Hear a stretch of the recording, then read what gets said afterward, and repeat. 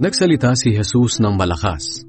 Ang sumasampalataya sa akin ay hindi lang sa akin sumasampalataya, kundi pati sa nagsugo sa akin. At ang nakakita sa akin ay nakakita na rin sa nagsugo sa akin. Naparito ako bilang ilaw ng mundo, upang ang sinumang sumampalataya sa akin ay hindi na manatili sa kadiliman. Ang sinumang nakarinig ng aking mga aral pero hindi sumunod ay hahatulan, ngunit hindi ako ang hahatol sa kanya, sapagkat hindi ako naparito sa mundo para hatulan ang mga tao, kundi iligtas sila.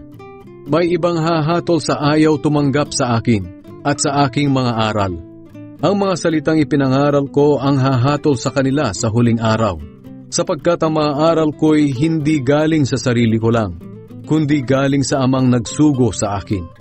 Siya ang nag-uutos kung ano ang sasabihin ko. At alam ko na ang mga utos niya ay nagbibigay ng buhay na walang hanggan. Kaya kung ano ang ipinasasabi ng Ama, iyon lang ang sinasabi ko.